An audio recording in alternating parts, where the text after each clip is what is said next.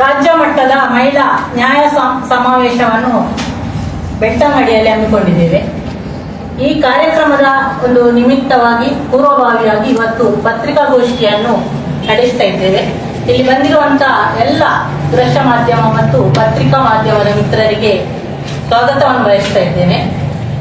ಕೊಂದವರು ಯಾರು ಎನ್ನುವ ಒಂದು ಸಂಘಟನೆ ಅಡಿಯಲ್ಲಿ ನಾವೆಲ್ಲ ಮಹಿಳೆಯರು ಈಗಾಗಲೇ ಹೇಳಿದ ಹಾಗೆ ಡಿಸೆಂಬರ್ 16ರಂದು ಮಹಿಳಾ ನ್ಯಾಯ ಸಮಾವೇಶ, ತಮಗೆಲ್ಲ ಗೊತ್ತಿದ್ದಾಗೆ ನಿರ್ಭಯನ ಒಂದು ಅತ್ಯಾಚಾರದ ದಿನದಂದು ಈ ಒಂದು ಸಮಾವೇಶವನ್ನು ಹಮ್ಮಿಕೊಂಡಿದ್ದೇವೆ. ಕೊಂದವರು ಯಾರು ಎಂಬ ಒಂದು ಸಂಘಟನೆ ಅಡಿಯಲ್ಲಿ ದೇಶದ ಪ್ರತಿಯೊಂದು ಹೆಣ್ಮಕ್ಕಳಿಗೆ ನ್ಯಾಯ ಕೊಡಬೇಕು ಅಂತ ಪ್ರತಿಯೊಂದು ಹೆಂಗಸರೇ ಸೇರಿ ಇದೊಂದು ಸಂಘಟನೆಯನ್ನು ಮಾಡಿದ್ದೇವೆ. ಇಲ್ಲಿನ ಎಲ್ಲರೂ ಇಲ್ಲಿ ಜಾತಿ, ಧರ್ಮ, ಮತ, ಯಾವುದೇ ಪಕ್ಷ, ರಾಜಕೀಯ ಎಲ್ಲವನ್ನು ಮರೆತು ಒಂದು ಹೆಣ್ಣಿಗೆ ನ್ಯಾಯ ಕೊಡುವ ಉದ್ದೇಶದಲ್ಲಿ ಈ ಒಂದು ಸಮಾವೇಶವನ್ನು ಮಾಡಿದ್ದೇವೆ. ಸಮಾವೇಶ ಡಿಸೆಂಬರ್ 16ರಂದು ಮೌನ ಮೆರವಣಿಗೆ ಬೆಳ್ತಂಗಡಿಯ ಮಾರಿಗುಡಿ ದೇವಸ್ಥಾನದಿಂದ ಬೆಳ್ತಂಗಡಿ ತಾಲೂಕು ಮೈದಾನದಲ್ಲಿ ನಡೆಯಲಿದೆ. ಈಗಾಗಲೇ ಎಲ್ಲ ಪರ್ಮಿಷನ್ ಕೊಟ್ಟಾಗಿದೆ. ಹಾಗಾಗಿ ನಾನು ತಮ್ಮಲ್ಲಿ ವಿನಂತಿಯನ್ನು ಮಾಡಿಕೊಳ್ಳೋದು, ಮಾಧ್ಯಮ ಇಲ್ಲದೆ ಯಾವುದೋ ಒಂದು ಕಾರ್ಯಕ್ರಮ ಆಗುವುದಿಲ್ಲ. ಇಲ್ಲಿ ಯಾವುದೇ ಒಂದು ತಾವುಗಳು ಹೇಳುವಾಗ ಕೊಂದವರು ಯಾರು ಅಂತ ಹೇಳುವಾಗ ಇಲ್ಲಿ ಮಹಿಳೆಯರು ತಮ್ಮ ಮನೆಯವರಿಗೆ ಮುಕ್ತ ಅವಕಾಶಗೊಂಡು ಬರಬಹುದು. ಇದನ್ನು ತಾವು ಪ್ರತಿಯೊಂದು ಮಾಧ್ಯಮದಲ್ಲಿ ಪ್ರಚಾರ ಮಾಡಬೇಕು. ಯಾಕೆಂದ್ರೆ ಇದುವರೆಗೆ ತಾವು ನೋಡಿದ್ದೀರಿ, ನಾವು ಯಾಕೆ ಬೆಳ್ತಂಗಡಿ ಮತ್ತು ಧರ್ಮಸ್ಥಳದಲ್ಲಿ ಈ ಒಂದು ಸಮಾವೇಶವನ್ನು ಮಾಡ್ತಾ ಇದ್ದೇವೆ ಅಂತ ಹೇಳಿದ್ರೆ ನಿಮ್ಗೆಲ್ಲ ಗೊತ್ತಿರ್ಬೋದು, ಇತ್ತೀಚಿನ ದಿನಗಳಲ್ಲಿ SIT ತನಿಖೆ ಆಗ್ತಾ ಉಂಟು. SIT ತನಿಖೆ ಕೇವಲ ಒಂದು ಹೂಣಿಟ್ಟ ಹೆಣಗಳ ಬಗ್ಗೆ ತನಿಖೆ ಮಾಡುವುದೇ ವಿನಃ ಎಷ್ಟೋ ಹೆಣ್ಣು ಮಕ್ಕಳ ಕೊಲೆಯಾಗಿದೆ ಡಾಕ್ಯುಮೆಂಟ್ಸ್ ಉಂಟು. ಅದರ ಬಗ್ಗೆ ತನಿಖೆ ಮಾಡಬೇಕಂತ ಈ ಒಂದು ಕೊಂದವರು ಒಂದು ಸಂಘಟನೆಯ ವತಿಯಿಂದ ನಾವೆಲ್ಲ ಅಲ್ಲಿ ಹಕ್ಕೊತ್ತಾಯವನ್ನು ಮಾಡ್ಲಿಕ್ಕಿದ್ದೇವೆ. ಹಾಗಾಗಿ ಪ್ರತಿಯೊಬ್ಬ ಮಾಧ್ಯಮದವರು, ನನ್ನ ಮಾಧ್ಯಮ ಮಿತ್ರರು ಪ್ರತಿಯೊಂದು ಕಾರ್ಯಕ್ರಮದಲ್ಲಿ ನಮಗೆ ಬೆಂಬಲವಾಗಿ ನಿಂತವರು. ಹಾಗಾಗಿ ಇಲ್ಲಿ ದಕ್ಷಿಣ ಕನ್ನಡದಲ್ಲಿ ಎಲ್ಲಾ ಮಹಿಳೆಯರಿಗೂ ನೀವು ಬೆಂಬಲವಾಗಿ ನಿಂತುಕೊಂಡು ಈ ಒಂದು ಕಾರ್ಯಕ್ರಮವನ್ನು ಯಶಸ್ವಿಗೊಳಿಸಬೇಕಾಗಿ ನಾನು ವೈಯಕ್ತಿಕವಾಗಿ ಒಂದು ಸಾಮಾಜಿಕ ಕಾರ್ಯಕರ್ತೆಯಾಗಿ ಅಲ್ಲದೆ ಈಗ ಒಂದು ಈ ತಂಡದಲ್ಲಿ ನಾನು ಓರ್ವ ಒಂದು ಕಾರ್ಯಕರ್ತೆಯಾಗಿ ಕೆಲಸ ಮಾಡ್ತಿದ್ದೇನೆ. ಎಲ್ಲರಿಗೂ ಬೆಂಬಲ ಬೇಕು. ಮಂಗಳೂರಿನ ಎಲ್ಲ ಮಾಧ್ಯಮ ಮಿತ್ರರಿಗೆ ಕೊಂದವರು ಯಾರು ಆಂದೋಲನದ ಪರವಾಗಿ ಇವತ್ತಿನ ಪತ್ರಿಕಾಗೋಷ್ಠಿಗೆ ಮತ್ತೊಮ್ಮೆ ಸ್ವಾಗತ.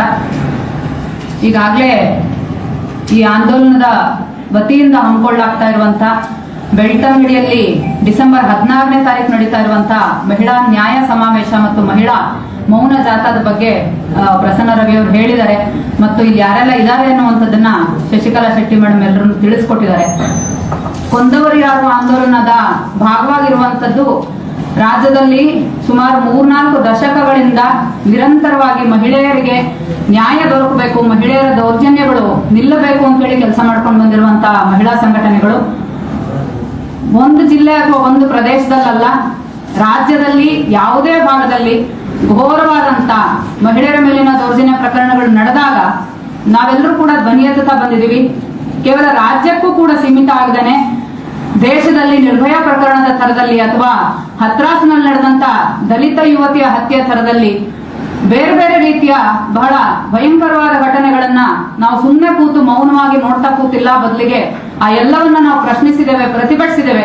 ಮತ್ತೆ ಸರ್ಕಾರದಿಂದ ವ್ಯವಸ್ಥೆಯ ಒಳಗಡೆ ಇದಕ್ಕೆ ಏನು ತಿದ್ದುಪಡಿ ಆದ್ರೆ ಇಂಥ ಘಟನೆಗಳನ್ನ ತಡೀಲಿಕ್ಕೆ ಸಾಧ್ಯ ಅನ್ನುವಂತ ರಚನಾತ್ಮಕವಾದಂತ ಸಲಹೆಗಳನ್ನ, ಶಿಫಾರಸುಗಳನ್ನ ಕೂಡ ನಾವು ಕಾಲದಿಂದ ಕಾಲಕ್ಕೆ ಸರ್ಕಾರಗಳ ಮುಂದಿಡ್ತಾ ಬಂದಿದ್ದೇವೆ. ಯಾರೇ ಆಡಳಿತದಲ್ಲಿದ್ರೂ ಕೂಡ ಅವ್ರ ಜೊತೆಯಲ್ಲಿ ಈ ಬಗೆಯ ವಾದಗಳು ಮತ್ತು ಸಂವಾದಗಳು ನಮ್ಮ ಕಡೆಯಿಂದ ನಡೀತಾನೆ ಬಂದಿದ್ದಾವೆ.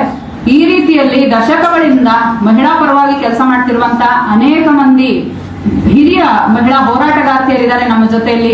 ಅದರಲ್ಲಿ ಇಲ್ಲಿ ನನ್ನ ಪಕ್ಕದಲ್ಲಿ ಕೂತಿರುವಂತ ಅನಸೂಯಮ್ಮ ಅರಳಾಳ್ ಸಂದ್ರ ಅವರು ಕೂಡ ಒಬ್ರು. ಸುಮಾರು 4 ದಶಕಗಳ ಕಾಲ ನಿರಂತರವಾಗಿ ರೈತರ ಪರವಾಗಿ, ರೈತ ಮಹಿಳೆಯರ ಪರವಾಗಿ, ಈ ನೆಲದ ಎಲ್ಲ ನೊಂದವರ ಪರವಾಗಿ ಅವರು ಕೆಲಸ ಮಾಡ್ತಾ ತಮ್ಮ ಧ್ವನಿ ಎತ್ತುತ್ತಾ ಬಂದಿದ್ದಾರೆ. ಈ ರೀತಿಯ ಎಲ್ಲರೂ ಸೇರಿ, ಮಹಿಳಾ ವೃತ್ತಿಪರರು ಸೇರಿ, ವಕೀಲೆಯರು, ಪತ್ರಕರ್ತೆಯರು, ಇನ್ನೂ ಅನೇಕ ವೃತ್ತಿಗಳಲ್ಲಿರುವಂತಹ ಹಲವಾರು ಮಂದಿ ಕಾಳಜಿ ಇರುವಂತವರೆಲ್ಲರೂ ಸೇರಿ ನಾವು ಈ ಕೊಂದವರು ಯಾರು ಅನ್ನುವಂತ ಆಂದೋಲನವನ್ನ ಆಗಸ್ಟ್ ತಿಂಗಳಿನಲ್ಲಿ ಆರಂಭ ಮಾಡಿದ್ವಿ. SIT ರಚನೆಯಾದ ತಕ್ಷಣದಲ್ಲಿ SIT ರಚನೆಗೆ ಕಾರಣವಾದಂತದ್ದು ಮಹಿಳಾ ಆಯೋಗ ಬರೆದಂತ ಪತ್ರ. ಆ ಮಹಿಳಾ ಆಯೋಗದ ಪತ್ರದಲ್ಲಿ ಅವರು ತುಂಬಾ ಸ್ಪಷ್ಟವಾಗಿ ಮಹಿಳೆಯರ ಮೇಲಿನ ದೌರ್ಜನ್ಯ ಪ್ರಕರಣಗಳನ್ನ, ಎಲ್ಲ ಬಗೆಯ ದೌರ್ಜನ್ಯ, ಅಪಹರಣ, ನಾಪತ್ತೆ ಇತ್ಯಾದಿ ಎಲ್ಲವನ್ನೂ ಕೂಡ ಸಮಗ್ರವಾಗಿ ತನಿಖೆ ಮಾಡಬೇಕು SIT ಅನ್ನುವಂತ ಕಳಕಳಿಯಿಂದ ಮಹಿಳಾ ಆಯೋಗದ ಅಧ್ಯಕ್ಷೆ ಈ ಪತ್ರವನ್ನು ಬರೆದ್ರು. ಆ ಪತ್ರವನ್ನು ಆಧರಿಸಿ ಸರ್ಕಾರ ರಚನೆ ಮಾಡಿದಂತ SITಗೆ ಕೊಟ್ಟಂತ ಆದೇಶದಲ್ಲೂ ಕೂಡ ಅತ್ಯಂತ ಸ್ಪಷ್ಟವಾದಂತ ಮಾತುಗಳಿದಾವೆ. ಇದೊಂದು ಸಮಗ್ರ ತನಿಖೆಯನ್ನು ಮಾಡಬೇಕು SIT ಅನ್ನುವಂಥದ್ದು. ಹಾಗಾಗಿ ನಾವು ಕೂಡ ಎಲ್ಲ ಮಹಿಳಾ ಸಂಘಟನೆಗಳು ಅದನ್ನ ಸ್ವಾಗತ ಮಾಡಿದ್ವಿ. ನಾವಿಷ್ಟು ವರ್ಷಗಳಿಂದ ಮಾಡ್ತಾ ಬಂದಿರುವಂತಹ ಹೋರಾಟದಲ್ಲಿ ಇದರಲ್ಲಿ ಒಂದು ವ್ಯವಸ್ಥಿತವಾದಂತ ಮುನ್ನಡೆ SIT ಇಂದ ಆಗ್ಲಿ ಅಂತ ಹೇಳಿ. ಆದ್ರೆ SITಯ ತನಿಖೆ ಅದು ಸಾಮೂಹಿಕ ಹೆಣ ಹೂಳುವಿಕೆಯ ಪ್ರಕರಣದ ಸುತ್ತಲೇ ಕೇಂದ್ರೀಕೃತ ಆಯಿತು. ಮಾತ್ರ ಅಲ್ಲ, ಒಟ್ಟು ಇಡೀ ರಾಜ್ಯದಲ್ಲಿ ಮುಖ್ಯವಾಹಿನಿಯಲ್ಲಿ ನಡೆದಂತ ಎಲ್ಲ ಚರ್ಚೆಗಳು ಕೂಡ ಮಹಿಳೆಯರ ವಿಚಾರಗಳನ್ನ ಬದಿಗೊತ್ತಿ ಕೇವಲ ಅದೊಂದು ಸಾಮೂಹಿಕ ಹೆಣ ಹೂಳುವಿಕೆ ಸುತ್ತ ಮಾತ್ರವೇ ಚರ್ಚೆ ನಡೆಯುವಂತ ರೀತಿಯಲ್ಲಿ ಅದನ್ನ ಮುಂದಕ್ಕೆ ತಗೊಂಡು ಹೋಗುವಂತ ಬೆಳವಣಿಗೆಗಳು ನಮಗೆ ಕಾಣಿಸ್ತು. ಆ ಸಂದರ್ಭದಲ್ಲಿ ನಾವು ಮಹಿಳೆಯರ ಪರವಾಗಿ ಈ ಸಂದರ್ಭದಲ್ಲಿ ನಮ್ಮ ಮಧ್ಯಪ್ರವೇಶ ಅವಶ್ಯಕತೆ ಇದೆ ಅಂತ ಹೇಳಿ ತಿಳ್ಕೊಂಡು ಈ ಒಂದು ಆಂದೋಲನವನ್ನು ಆರಂಭ ಮಾಡಿದೀವಿ. ಇದರಲ್ಲಿ ಈಗಾಗಲೇ ಹಲವಾರು ಬಗೆಯ ಚಟುವಟಿಕೆಗಳನ್ನ ನಾವು ನಡೆಸಿದೀವಿ. ರಾಜ್ಯದಾದ್ಯಂತ ಸಹಿ ಸಂಗ್ರಹ ಅಭಿಯಾನಗಳು, ಪೋಸ್ಟ್ ಕಾರ್ಡ್ ಅಭಿಯಾನಗಳು, ಪ್ರತಿ ಜಿಲ್ಲೆಯಲ್ಲೂ ಕೂಡ ಜನಪ್ರತಿನಿಧಿಗಳನ್ನ ಭೇಟಿ ಮಾಡಿ ನಾವು ನಮ್ಮ ಸಹಿ ಸಂಗ್ರಹವನ್ನು ಅವರಿಗೆ ಸಲ್ಲಿಕೆ ಮಾಡಿರುವಂತದ್ದು, ಜಿಲ್ಲಾಧಿಕಾರಿಗಳ ಮೂಲಕ ನಮ್ಮ ಸರ್ಕಾರಕ್ಕೆ ಹಕ್ಕೊತ್ತಾಯವನ್ನ ಸಲ್ಲಿಕೆ ಮಾಡಿರುವಂತದ್ದು, ಮುಖ್ಯಮಂತ್ರಿಗಳನ್ನ ಭೇಟಿ ಮಾಡಿರುವಂತದ್ದು, ಅನೇಕ ಮಂದಿ ಕ್ಯಾಬಿನೆಟ್ ಸಚಿವರನ್ನ ನಾವು ಭೇಟಿ ಮಾಡಿದ್ದೇವೆ. ಜೊತೆಗೆ ನೊಂದವರೊಂದಿಗೆ ನೀವು ನಾವು ಅನ್ನುವಂತ ಒಂದು ಕಾರ್ಯಕ್ರಮವನ್ನು ಕೂಡ ನಾವು ಬೆಂಗಳೂರಿನಲ್ಲಿ ಹಮ್ಮಿಕೊಂಡಿದ್ದೀವಿ. ಜೊತೆಯಲ್ಲಿ ಅನೇಕ ಸಮಾನ ಮನಸ್ಕ ಸಂಘಟನೆಗಳು ಈ ವಿಚಾರದಲ್ಲಿ ನಡೆಸ್ತಾ ಇರುವಂತ ಎಲ್ಲ ಪ್ರಯತ್ನಗಳನ್ನ, ಎಲ್ಲ ಹೋರಾಟಗಳನ್ನ ಕೊಂದವರು ಯಾರು ಆಂದೋಲನ ಕೂಡ ಬೆಂಬಲಿಸಿದೆ. ಇವತ್ತಿನ ಸಂದರ್ಭದೊಳಗಡೆ ನಮ್ದು ಒಂದು ಮುಖ್ಯವಾದಂತಹ ಹಕ್ಕೊತ್ತಾಯ SIT ಈ ಬಾರಿ ಒಂದು ಸಮಗ್ರ ತನಿಖೆಯನ್ನ ಮಾಡಬೇಕು. ಯಾಕಂದ್ರೆ ಇದು ಕೇವಲ ಒಂದು ಘಟನೆ ಅಲ್ಲ, ಒಂದು ವ್ಯವಸ್ಥೆ ಒಳಗಡೆ ಮಹಿಳೆಯರಿಗೆ ನ್ಯಾಯ ಸಿಗಲಿಕ್ಕೆ ಅಡ್ಡಿ ಆಗ್ತಿರುವಂತ ವ್ಯವಸ್ಥಿತವಾದಂತ ಲೋಪದೋಷಗಳೇನು, ಯಾಕೆ ಮಹಿಳೆಯರ ಮೇಲೆ ದೌರ್ಜನ್ಯ ನಡೆದಂತ ಸಂದರ್ಭದಲ್ಲಿ ಸರಿಯಾದ ತನಿಖೆಗಳಾಗೋದಿಲ್ಲ, ಯಾಕೆ ನಿಜವಾದಂತ ಅಪರಾಧಿಗಳು ಬೆಳಕಿಗೆ ಬರೋದಿಲ್ಲ, ಈ ವ್ಯವಸ್ಥೆಯನ್ನ ನಾವು ಪ್ರಶ್ನೆ ಮಾಡದೇ ಇದ್ರೆ, ಇದ್ರೊಳಗಿರುವಂತ ಲೋಪದೋಷಗಳನ್ನ ತಿದ್ದಲಿಲ್ಲ ಅಂದ್ರೆ, ಅದ್ರ ವಿರುದ್ಧವಾಗಿ ನಾವು ಧ್ವನಿ ಎತ್ತದೇ ಇದ್ರೆ ಮುಂದಕ್ಕೂ ಕೂಡ ಇಂಥ ಘಟನೆಗಳು ಮರುಕಳಿಸ್ತವೆ ಮತ್ತು ಎಂದಿಗೂ ಮಹಿಳೆಯರಿಗೆ ನ್ಯಾಯ ಮತ್ತು ಘನತೆಯ ಬದುಕು ಸಿಗೋದಿಲ್ಲ. ಹಾಗಾಗಿ ವ್ಯವಸ್ಥೆಯ ಈ ಲೋಪದೋಷಗಳು ಸರಿಯಾಗಬೇಕು ಅನ್ನುವಂಥದ್ದು ನಮ್ಮ ಪ್ರಧಾನವಾದಂತ ಕಳಕಳಿ. ಆ ಕಾರಣಕ್ಕಾಗಿ ನಡೆಸಿರುವಂತಹ ಈ ಆಂದೋಲನದ ವತಿಯಿಂದ ದಕ್ಷಿಣ ಕನ್ನಡದ ಎಲ್ಲ ಗೆಳತಿಯರು ಮುಂದಾಳತ್ವ ತಗೊಂಡು ನಮ್ಮನ್ನು ಕೂಡ ಅಲ್ಲಿಂದ ಕರೆಸಿ ನಮ್ಮೆಲ್ಲರನ್ನು ಒಳಗೊಂಡು ಡಿಸೆಂಬರ್ 16ಕ್ಕೆ ಏನು ಬೆಳ್ತಂಗಡಿಯಲ್ಲಿ ಕಾರ್ಯಕ್ರಮ ನಡೆಸ್ತಾ ಇದ್ದಾರೆ. ಆ ಕಾರ್ಯಕ್ರಮಕ್ಕೆ ನಿಮ್ಮೆಲ್ಲರ ಬೆಂಬಲ ಬೇಕು. ದಕ್ಷಿಣ ಕನ್ನಡದ ಮತ್ತು ಈ ಸುತ್ತಮುತ್ತಲಿನ ಎಲ್ಲ ಪ್ರಜ್ಞಾವಂತರ ಬೆಂಬಲ ಈ ಕಾರ್ಯಕ್ರಮಕ್ಕೆ ಬೇಕು ಅಂತ ಹೇಳಿ ಮನವಿ ಮಾಡ್ಲಿಕ್ಕಾಗಿ ನಾವು ಇವತ್ತು ಇಲ್ಲಿ ನಿಮ್ಮ ಮುಂದೆ ಬಂದಿದ್ದೇವೆ. ರಾಜ್ಯದ ಎಲ್ಲಾ ಭಾಗದಿಂದ ಮಹಿಳೆಯರು ಈ ಕಾರ್ಯಕ್ರಮದಲ್ಲಿ ಪಾಲ್ಗೊಳ್ಳಿಕ್ಕೆ ಬರ್ತಾ ಇದ್ದಾರೆ, ಈ ಜಾಥಾದಲ್ಲಿ ಮತ್ತು ಸಮಾವೇಶದಲ್ಲಿ. ಅವತ್ತು ನೀವು ಕೂಡ ಅಲ್ಲಿ ಇರಬೇಕು ಅಂತ ಹೇಳಿ ನಾವು ಮತ್ತೊಂದು ಬಾರಿ ಮನವಿ ಮಾಡ್ಕೊಳ್ತೇವೆ. ಈಗ ನೀವು ಇದು ಹೇಳಿದ್ರಲ್ಲ,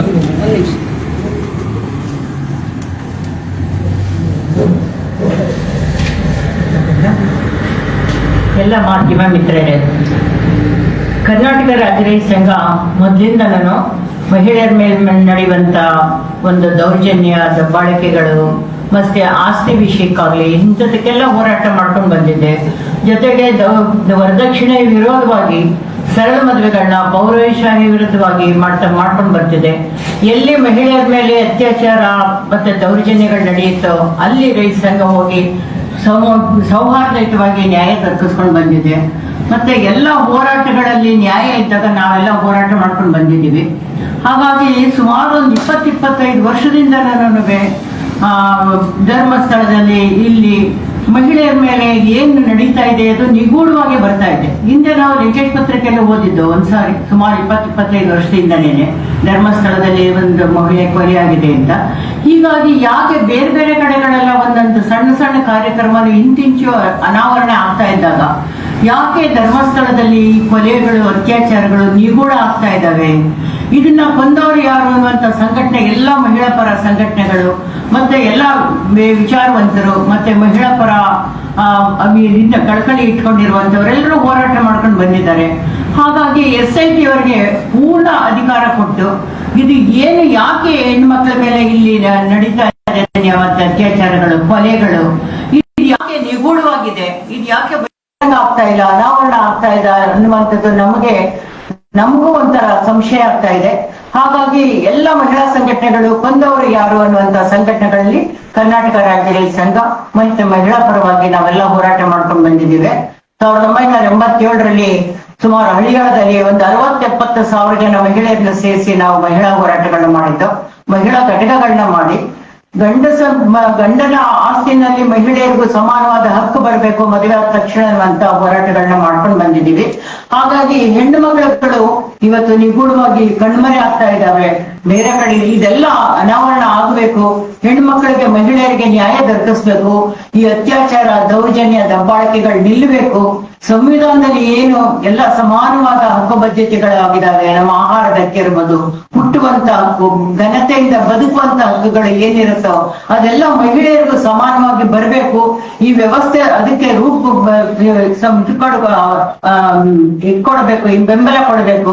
ಮತ್ತೆ ನೀವು ಮಾಧ್ಯಮ ಮಿತ್ರರು ಪ್ರಾಮಾಣಿಕವಾಗಿ ಮಹಿಳೆಯರ ಮೇಲೆ ನಡೆಯುವಂತ ಎಲ್ಲ ದೌರ್ಜನ್ಯ, ದಬ್ಬಾಳಿಕೆ, ಅತ್ಯಾಚಾರ, ಕೊಲೆ, ಸುಲಿಗೆಗಳನ್ನ ಪೂರ್ತಿ ಅದನ್ನ ಮಾಡಿ ಅನಾವರಣ ಮಾಡ್ಬೇಕು ಅಂತ ಕೇಳ್ಕೊಳ್ತಾ ಇದ್ದೀನಿ. ನಮಸ್ಕಾರ.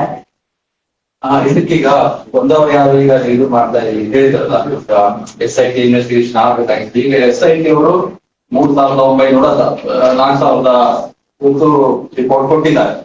ಅದಿನ್ನೂ ಕೋರ್ಟ್ ಅಲ್ಲಿ ಅದಿನ್ನೂ ಅವರು ಸಂಜ್ಞಾನಕ್ಕೆ ತಗೋಬೇಕು, ಕಾನ್ಫಿಡೆನ್ಸ್ ತಗೋಬೇಕು. ಇದರಲ್ಲಿ ನೀವು ಹೇಳಿದ್ರ ಅಂದ್ರೆ ಇದು ಆ ರೀತಿ ಆಗಿಲ್ಲ, ಬರೀ ಇದಕ್ಕೆ ಹಣ ಕೊಡೋ ಇದಕ್ಕೆ, ಯಾಕಂದ್ರೆ ಕೆಲವೊಂದು ಇದರಲ್ಲಿ ಪಂಚಾಯತ್ಗೆ ಹೋಗಿ ಇದೆಲ್ಲ ಮಾಡಿದ್ದಾರೆ. ಈಗ ಇದು ಪೆಂಡಿಂಗ್ ಇರ್ಬೇಕಾದ್ರೆ ಇದು ಮಾಡೋದು ಯಾವ ರೀತಿಯಿಂದ? ಯಾಕಂದ್ರೆ ನೀವು ಅಲಿಗೇಷನ್ ಮಾಡಿದ್ದು ಸರಿಯಾಗಿ ಆಗ್ತಾ ಇಲ್ಲ, ಅದಕ್ಕೆ ರಿಸ್ಟ್ರಿಕ್ಟ್ ಆಗಿದೆ ಅಂತ. ಒಂದಂದ್ರೆ ನೀವು ಆ ರಿಪೋರ್ಟ್ ಓದಿದ್ರೆ ಈ ಒಪಿನಿಯನ್ ಬರ್ಬೋದಾಗಿತ್ತು, ಅಥವಾ ನೀವು ಹೇಗೆ ಈ ಒಪಿನಿಯನ್ ಬರೋಕ್ಕೆ ಏನು ಕಾರಣ? ಯಾಕಂದ್ರೆ ಇದು ಪೆಂಡಿಂಗ್ ಇದೆ, ಇದರಲ್ಲಿ ರಿಪೋರ್ಟ್ ಪೆಂಡಿಂಗ್ ಇದೆ ಸರ್. ಇದರಲ್ಲಿ ಅವರು ಅಂತಿಮವಾಗಿ ಇದನ್ನ ಕೊಟ್ಟಂತ ಸಂದರ್ಭದಲ್ಲಿ ಅದರಲ್ಲಿ ಎಲ್ಲಾ ವಿಚಾರಗಳನ್ನು ಒಳಗೊಂಡಂತ ಅವರ ತನಿಖೆ ನಡೆದು ಅವರು ಅದನ್ನ ಸಂಪೂರ್ಣವಾದಂತ ರೀತಿಯಲ್ಲಿ ಸಮಗ್ರವಾದಂತ ತನಿಖೆ ನಡೆಸಿದ್ರೆ ನಾವು ಅದನ್ನ ಸ್ವಾಗತಿಸ್ತೀವಿ.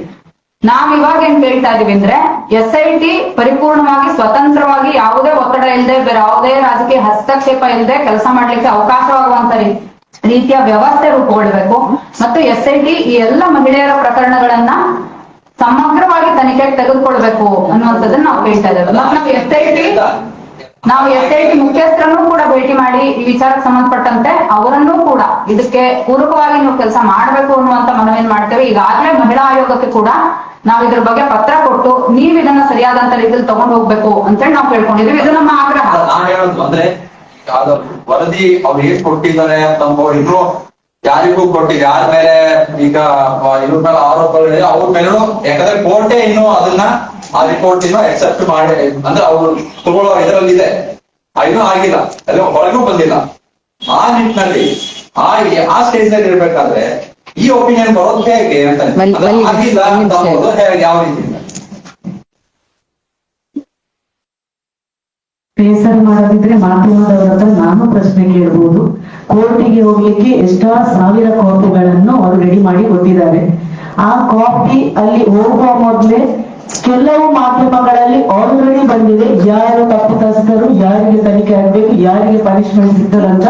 ಅಲ್ಲಿ ವರದಿಯನ್ನು ಯಾರು ಕೊಡದಿದ್ರು ಸಹ ಇವರಿಗೆ ಗೊತ್ತಾಗಿದೆ. ಹಾಗಾಗಿ ಮಾಧ್ಯಮದವರು ಜವಾಬ್ದಾರಿದವರು ಸರಿ ನಾನು ಹೇಳಿದೆ, ಯಾಕೆಂದ್ರೆ ನೀವು ಮಾಧ್ಯಮದವರಾದ ಕಾರಣ ನಾನು ಅದನ್ನು ಹೇಳಲೇಬೇಕು.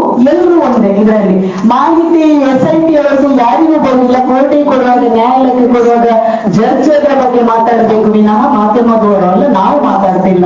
ನಾವು ಯಾಕೆ ಹೇಳ್ತೇವೆ ಅಂದ್ರೆ ಇಲ್ಲಿ ಅಲ್ಲಿ ಯಾವ್ದೋ ಹಳ್ಳಿಟ ಇದ್ರದ್ದು ಡಾಕ್ಯುಮೆಂಟ್ಸ್ ಅನ್ಕೊಂಡೋಗಿ ಕೋರ್ಟ್ ಅಲ್ಲಿ ಕೊಡ್ತಾ ಇದ್ದಾರೆ ವಿನಃ ಯಾವುದೇ ಒಂದು ಹೆಣ್ಣು ಮಕ್ಕಳ ದಾಖಲೆ ಇದ್ದದ್ದು ಇದುವರೆಗೆ ಯಾರನ್ನು ತನಿಖೆ ಆಗ್ಲಿಲ್ಲ. ಅಲ್ಲಿ ಕೊಂಡೋದ ಕೆಲವು ಕಂಪ್ಲೇಂಟ್ ಸಹ ರಿಪ್ಲೈ ಬರಲಿಲ್ಲ. ನಾನು ಒಬ್ರು ಅಲ್ಲಿ ಹೋಗಿ ಕಂಪ್ಲೇಂಟ್ ಕೊಟ್ಟವರು, ಹಾಗಾಗಿ ನನಗೂ ಉತ್ತರ ಬರಲಿಲ್ಲ. ಹಾಗಾಗಿ ಇಲ್ಲಿ ಆದದ್ದು ಖಾಲಿ ಹುಳಿಟ ಶವರ ಬಗ್ಗೆ, ಯಾರೋ ಒಬ್ಬ ಚಿನ್ನಯ್ಯ ಬಂದು ಇಳಿದ ಬಗ್ಗೆ, ಆ ಕೇಸಿನ ಬಗ್ಗೆ ಕೊಂಡೋಗಿ ನ್ಯಾಯಾಲಯಕ್ಕೆ ಕೊಟ್ಟಿದ್ದಾರೆ ವಿನಃ ಅಲ್ಲಿ ಇಂಥ ಅಸಹಜ ಸಾಗಲು ಹೆಣ್ಣು ಮಕ್ಕಳಾಗದು ನಾವು ಹೇಳುದು ಈಗ ಕೇಳುವುದು ನಮ್ಗೆ ಯಾವುದು ಬಿಟ್ಟು ಹೋಗಲಿಲ್ಲ. ಅಲ್ಲಿ ಆದ ಹೆಣ್ಣು ಮಕ್ಕಳ ಸಾವಿನ ಕೊನೆಯ ಬಗ್ಗೆ ನಾವು ಪ್ರಶ್ನೆ ಕೇಳ್ತಾ ಇದ್ದೇವೆ. ಆ ವರದಿ ನಮ್ಗೆ ಬೇಕು ಅಂತ ನಾವು ಹೇಳ್ತಿದ್ದೇವೆ. ಯಾಕಂದ್ರೆ ನಾವು ಮಾತ್ರ ಅಲ್ಲ, ಮಹಿಳಾ ಆಯೋಗದ ಅಧ್ಯಕ್ಷರು ಈಗ ಪ್ರೆಷರ್ ಮಾಡಿದ್ದಾರೆ, ಹೆಣ್ಣು ಮಕ್ಕಳ ಬಗ್ಗೆ ತನಿಖೆ ಆಗಲೇಬೇಕು ಅಂತ. ಹಾಗೆ ಅರಣ್ಯ ಮಾಡುವಾಗ ಅವರಿಗೂ ನಾವು ಈ ಒಪಿನಿಯನ್ ಬರೆಯಕ್ಕೆ, ಯಾಕಂದ್ರೆ ನೀವು ರಿಪೋರ್ಟ್ ಓದಿ ಇದು ಮಾಡ್ಬೇಕಲ್ಲ, ಅದಕ್ಕೆ ಈ ಒಪಿನಿಯನ್ ಆಗಿಲ್ಲ ಅಂತ ಹೇಳಿ ಅದಕ್ಕೆ ಹೇಳ್ತಾ ಇರೋದು. ಸರ್, ಇದರಲ್ಲಿ ನಮ್ಮ ಹೋರಾಟ ಇರುವಂತದ್ದು ಸರ್ಕಾರದ ವಿರುದ್ಧ. ನಾನು ಸ್ಪಷ್ಟವಾಗಿ ಹೇಳಿದೆ, ವ್ಯವಸ್ಥೆಯಲ್ಲಿ ಈ ಲೋಪದೋಷಗಳು ಯಾಕಿದಾವೆ ಅನ್ನೋದನ್ನ ಪ್ರಶ್ನೆ ಮಾಡೋದು ಬಹಳ ಮುಖ್ಯವಾದಂತ ವಿಚಾರ. ಸುದೀರ್ಘ ಕಾಲ ನಿರಂತರವಾದಂತ ಆರೋಪಗಳು, ನಿರಂತರವಾದಂತ ಅನುಮಾನಾಸ್ಪದವಾದಂತ ಘಟನೆಗಳು ನಡೀತಾನೆ ಹೋಗ್ತವೆ. ಇದರ ಬಗ್ಗೆ ಅನ್ಸಿಎಂ ಅವರು ಕೂಡ ಮಾತಾಡಿದ್ರು, ಲಂಕೇಶ್ ಪತ್ರಿಕೆ ವರದಿ ಮಾಡಿದಾಗಿನಿಂದ ಮೊದಲುಗೊಂಡು. ಆದ್ರೆ ಎಲ್ಲ ಕಡೆ ಆತ್ಮಹತ್ಯೆ ಆದ್ರೆ ಆತ್ಮಹತ್ಯೆ ಆಗತ್ತೆ, ಕೊಲೆ ಆದ್ರೆ ಕೊಲೆ ಅಂತ ಗೊತ್ತಾಗತ್ತೆ ಕೆಲವು ದಿವಸಗಳಲ್ಲಿ. ಇಲ್ಲಿ ಮಾತ್ರ ಯಾಕೆ ಅವು ಪತ್ತೆಯಾಗದ ಪ್ರಕರಣಗಳಾಗಿ ಉಳಿದು ಹೋಗ್ತವೆ ಅಂತ ಹೇಳಿ ನೊಂದ ಕುಟುಂಬಗಳ ಸದಸ್ಯರು ನಮ್ಮನ್ನು ಕೇಳಿದ್ದಾರೆ. ನಮ್ಮ ಹೋರಾಟ ಇರುವಂತದ್ದು ಸರ್ಕಾರದ ವಿರುದ್ಧ. ಮತ್ತು SIT ಕೂಡ ಈಗಾಗಲೇ ನಿಮ್ಮೆಲ್ಲರ ಗಮನಕ್ಕೆ ಬಂದಿದೆ. ಅನೇಕ ಮಂದಿ ನೊಂದವರು ಹೋಗಿ SIT ಮುಂದೆ ದೂರು ದಾಖಲೆ ಮಾಡುವಂತ ಸಂದರ್ಭದಲ್ಲಿ ಪೂರಕವಾದಂತ ರೀತಿಯಲ್ಲಿ ಸ್ಪಂದಿಸಿಲ್ಲ ಅನ್ನುವಂತ ಆರೋಪಗಳನ್ನ ಒಬ್ಬರಲ್ಲ ಇಬ್ಬರಲ್ಲ ಅನೇಕ ಮಂದಿ ಮಾಡಿದ್ದಾರೆ. ಮತ್ತೆ SIT ರಚನೆ ಆಗ್ತಾ ಇರೋದು ಕರ್ನಾಟಕದಲ್ಲಿ ಮೊದಲಲ್ಲ, ಇದು ಕೊನೆನೂ ಅಲ್ಲ. ನೂರಾರು SITಗಳು ಹಿಂದೆ ಕೆಲಸ ಮಾಡಿದೆ. ಪ್ರಜ್ವಲ್ ರೇವಣ್ಣ ಪ್ರಕರಣದಲ್ಲಿ ನಡೆದಂತ SIT ತನಿಖೆ ಒಳಗಡೆ ಅವರು ಬಹಿರಂಗವಾದಂತ ಘೋಷಣೆಗಳನ್ನ ಕೊಟ್ಟರು. ನೊಂದವರು ಬಂದು ನಮ್ಮ ಮುಂದೆ ದೂರು ದಾಖಲೆ ಮಾಡಬಹುದು ಮತ್ತು ನಾವು ನಿಮಗೆ ಸಂಪೂರ್ಣ ರಕ್ಷಣೆ ಕೊಡ್ತೀವಿ, ನಾವು ನಿಮ್ಮ ಗೌಪ್ಯತೆಯನ್ನು ಕಾಪಾಡ್ತೀವಿ ಎನ್ನುವಂತ ಭರವಸೆಯನ್ನು ಅವರು ಕೊಟ್ಟರು. ಅದರಿಂದಾಗಿ ಸರಿಯಾದಂತ ರೀತಿಯಲ್ಲಿ ದೂರು ದಾಖಲಾಗ್ಲಿಕ್ಕೆ ಮತ್ತು ವಿಚಾರಣೆ ನಡೆಯಲಿಕ್ಕೆ ಸಾಧ್ಯ ಆಯ್ತು. ಪರಿಣಾಮ ನಮ್ಮ ಕಣ್ಣು ಮುಂದಿದೆ. ಈ ರೀತಿಯ ಒಂದು ಘೋಷಣೆಯನ್ನ ಇದುವರೆಗೂ ಕೂಡ SIT ಮಾಡಿಲ್ಲ, ಸರ್ಕಾರ ಕೂಡ ಅಂತ ಒಂದು ಘೋಷಣೆ ಮಾಡಿಲ್ಲ ಅನ್ನೋದನ್ನು ನೀವು ಕೂಡ ಗಮನಿಸಿದಿರಿ. ಹಾಗಾಗಿ ನಮ್ಮ ಆಗ್ರಹ, ಸರ್ಕಾರ ಈ ವಿಚಾರದಲ್ಲಿ SITಗೆ ಸಂಪೂರ್ಣ ಒತ್ತಡರಹಿತವಾಗಿ ಕೆಲಸ ಮಾಡುವಂತ ಅವಕಾಶವನ್ನು ಒದಗಿಸಬೇಕು ಅಂತ. ನಾವು SIT ಅನ್ನು ಗುರಿ ಮಾಡಿ ಬೆಳತಂಗಡಿ ಕಾರ್ಯಕ್ರಮ ಮಾಡ್ತಾ ಇಲ್ಲ, ನಾವು ಸರ್ಕಾರದ ಮೇಲೆ ಒತ್ತಡ ಹೇರೋದಕ್ಕಾಗಿ ನಡೀತಾ ಇರುವಂತದ್ದು ಇದು. ಜೊತೆಗೆ SIT ಕೊಟ್ಟಂತ ವರದಿಯಲ್ಲಿ ಉತ್ತಮವಾದಂತ ವಿಚಾರಗಳಿದ್ರೆ ನಾವು ಅದನ್ನು ಸ್ವಾಗತಿಸ್ತೇವೆ. ಅದನ್ನು ಮಧ್ಯಂತರ ವರದಿ ಮಾತ್ರ. ಮಧ್ಯಂತರ ವರದಿ ಅಲ್ಲ, ನಾನು ನಿಮ್ಮ ಪ್ರಶ್ನೆಗೆ ಉತ್ತರ ಕೊಡ್ತಾ ಇದ್ದೀನಿ. ಅದನ್ನ ಅಲ್ಲ, ನಾನು ಅದು ಕೊಂದವರು ಯಾರು ಅಭಿಯಾನದ ಇದಲ್ಲೇ ಇದು ಈಗ ನೀರು ಬಂತು.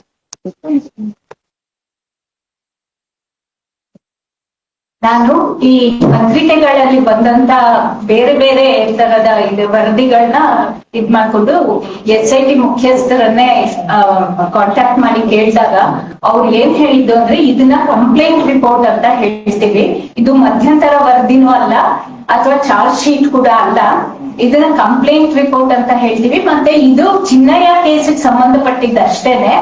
ಇದನ್ನ ನಾವು ಈ ಹೆಣ್ಮಕ್ಳು ಪ್ರಕರಣಗಳು ಏನಿವೆ ನಾವು ಅದನ್ನ ಇನ್ನೂ ಇನ್ವೆಸ್ಟಿಗೇಟ್ ಮಾಡ್ತಾ ಇದೀವಿ. ಅದು ಇನ್ನೂ ನಾವು ಮುಗಿಸಿಲ್ಲ, ಮತ್ತೆ ಅದು ಇನ್ನೂ ತುಂಬಾ ಸಮಯ ಹಿಡಿಯತ್ತೆ ಅಂತ ಅವರೇ ಹೇಳಿದ್ದಾರೆ.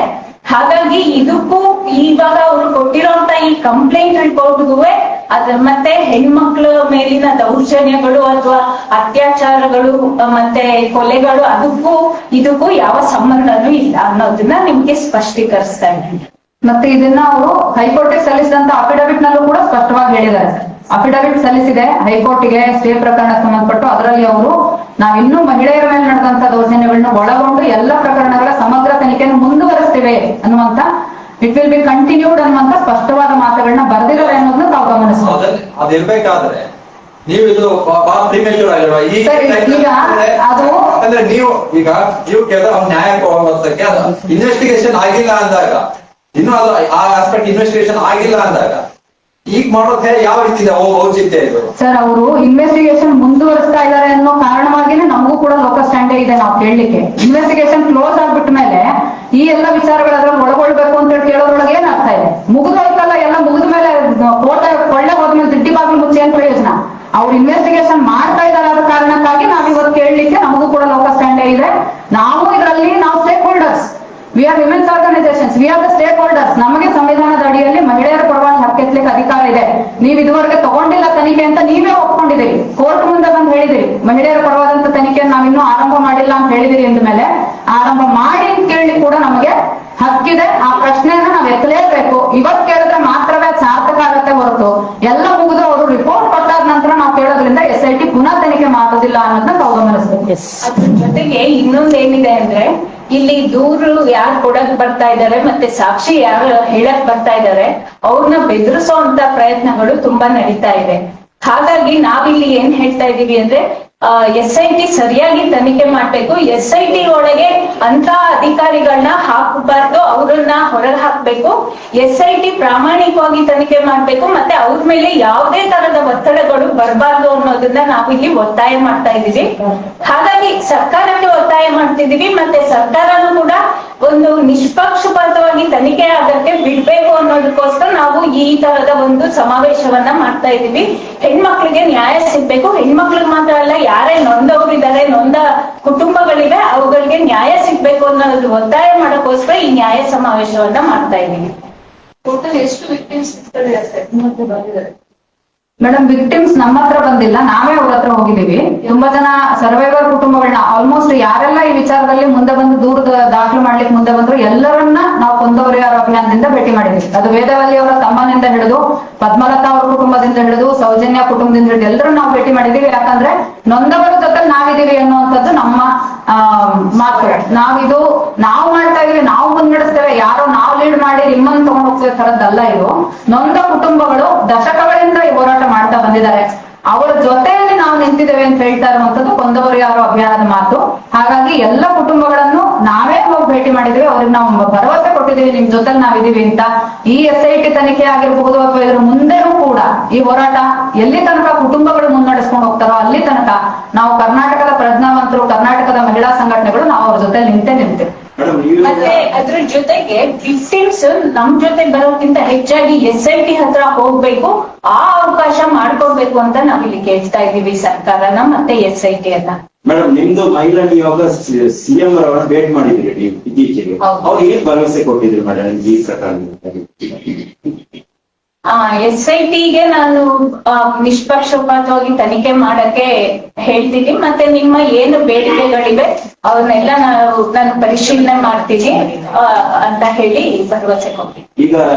ಈಗ ಮತ್ತೆ ನೀವೇನಾದ್ರೂ ಭೇಟಿ ಮಾಡ್ಲಿಕ್ಕೆ ಪ್ರಯತ್ನ ಮಾಡಿ? ಈಗ ಅವರೇ ತೊಂದರೆಯಲ್ಲಿದ್ದಾರಲ್ಲ ಸರ್, ಹಾಗಾಗಿ ನಮ್ಮನ್ನ ಭೇಟಿ ಮಾಡಕ್ ಅವ್ರಿಗೂ ಕಷ್ಟ ಇದೆ.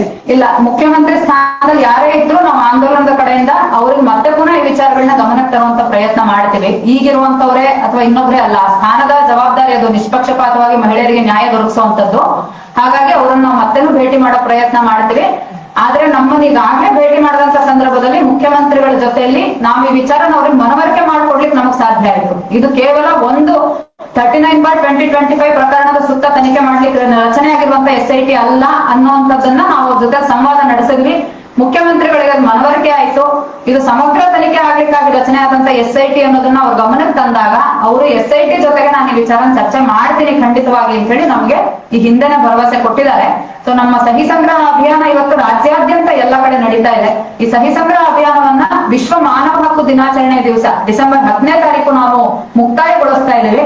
ಆ ಸಂದರ್ಭದಲ್ಲಿ ನಾವು ಮುಖ್ಯಮಂತ್ರಿಗಳನ್ನ ಅಥವಾ ಅವರ ಪ್ರತಿನಿಧಿಗಳಾಗಿ ಯಾರು ಮಾಡ್ತಾರೆ ಅವರನ್ನ ನಾವು ಭೇಟಿ ಮಾಡುವಂತ ಪ್ರಯತ್ನ ಮಾಡ್ತಾ ಇದ್ದೀವಿ. ರೈತ ಕೆಲಸ ಮಾಡ್ಬೇಕು ಮತ್ತೆ ನಿಷ್ಪಕ್ಷಪಾತವಾಗಿ ತನಿಖೆ ಮಾಡ್ಬೇಕು ಅನ್ನೋದನ್ನ ನೀವು ಒತ್ತಿ ಹೇಳ್ತಾ ಇದ್ದೀರಾ. ಯಾಕೆ ನಿಮ್ಗೆ ಈ ಅನುಮಾನ ಬಂತು? ಯಾಕೆಂದ್ರೆ ಇವಾಗ ದೂರುದಾರರ ಮೇಲೆ ಅವ್ರು ಯಾರು ದೂರು ಕೊಡಕ್ ಹೋಗ್ತಾರೆ ಅಂತವ್ರನ್ನ ಅವರಲ್ಲಿ ಎಂಟರ್ಟೈನ್ ಮಾಡ್ತಾ ಇಲ್ಲ.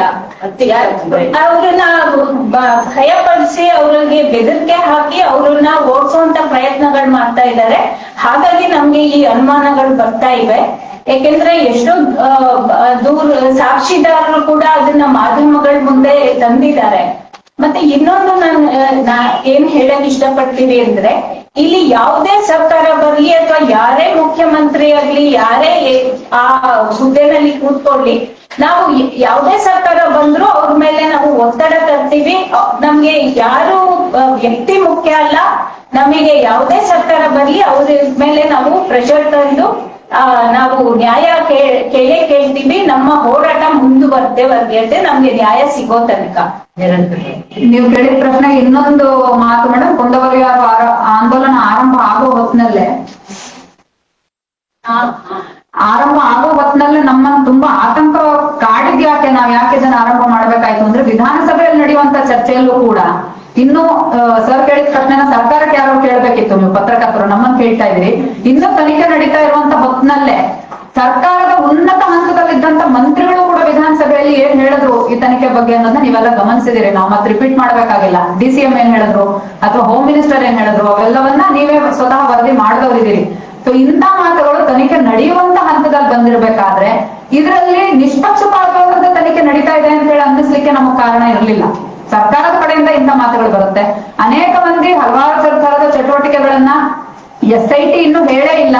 ಯಾರು ಇಂಥವ್ರು ಇರಬಹುದು ಅಪರಾಧಿ ಅನ್ನೋ ಯಾವ ಪ್ರಶ್ನೆಯನ್ನು ಇನ್ನು ತೆಗೆಯೋದಕ್ ಮುಂಚೆನೆ ಅನೇಕ ಬಗೆಯ ಚಟುವಟಿಕೆಗಳನ್ನ ಈ ಜಿಲ್ಲೆಯ ಸುತ್ತ ಇದ್ರ ಸುತ್ತ ಏನನ್ನ ಜಾಗೃತಿ ಮಾಡ್ತೀವಿ, ಯಾವ್ದನ್ನು ರಕ್ಷಣೆ ಮಾಡ್ತೀವಿ ಅನ್ನೋ ಹೆಸರಿನಲ್ಲೆಲ್ಲ ಕಾರ್ಯಕ್ರಮಗಳು ನಡೆದಂತ ಸಂದರ್ಭದಲ್ಲಿ ಅದನ್ನ ತಡೆಯುವಂತ ಯಾವ ಪ್ರಯತ್ನನೂ ಸರ್ಕಾರದ ಕಡೆಯಿಂದ ಆಗ್ಲಿಲ್ಲ. ಸೊ ಇದನ್ನ ಗಮನಿಸಿದಾಗ ನಮ್ಗೇನ್ ಅನ್ನಿಸ್ತು, SIT ತನಿಖೆ ನಡೆಯುವಾಗ ಅದನ್ನ ಪ್ರಭಾವಿಸುವಂತ ಯಾವುದೇ ಪ್ರಯತ್ನ ನಡಿಬಾರ್ದು ಅನ್ನುವಂಥದ್ದೇ ಹಾಗಾದ್ರೆ ಇದು ಆ ದಿಕ್ಕಿನಲ್ಲಿ ಹೋಗ್ತಾ ಇಲ್ಲ ಅಂತ ಹೇಳಿ ನಮಗನ್ನಿಸ್ತು. ಹಾಗಾಗಿ ಇವತ್ತು ನಾವು ಕೈಗೊಂಡಿರುವಂತ ಈ ಕಾರ್ಯಕ್ರಮ ಸರ್ಕಾರದ ಮೇಲೆ ಒತ್ತಡ ಹಾಕ್ಲಿಕ್ಕೆ, ಸರ್ಕಾರವನ್ನ ಆಗ್ರಹಿಸ್ಲಿಕ್ಕೆ, ಇದು SITಗೆ ನಮ್ಮ ಮನವಿಯನ್ನು ನಾವು ತಲುಪಿಸ್ತೇವೆ ಹೊರತಾಗಿ ನಮ್ಮ ಒತ್ತಡ ಇರುವಂತದ್ದು ಸರ್ಕಾರದ ಮೇಲೆ. ನಿಮ್ಮ ಹೆಸರೇನು? ಜ್ಯೋತಿ ಜ್ಯೋತಿ ಏನು? ಜ್ಯೋತಿ ಎ. ತಾವೇನು ಇದಕ್ಕೆ ಕೊಂದವರು ಯಾರು? ನಾನು ಕೊಂದವರು ಯಾರು ಆಂದೋಲನದಲ್ಲಿ ಭಾಗವಾಗಿದ್ದೀನಿ. ಮೆಂಬರ್ ಅಂತ ಏನು ಹೇಳ್ತೀನಿ? ಇಲ್ಲಿ ನಾವು ಬೇರೆ ಬೇರೆ ಸಂಘಟನೆ, ಮಹಿಳಾ ಸಂಘಟನೆಗಳಲ್ಲಿ ಇದ್ದೀವಿ. ನಾನು NFIW ಅನ್ನೋ ಒಂದು ಸಂಘಟನೆಯಲ್ಲಿದ್ದೀನಿ. ಹಾಗಾಗಿ ಈ ಸಂಘಟನೆಯ ಭಾಗವಾಗಿ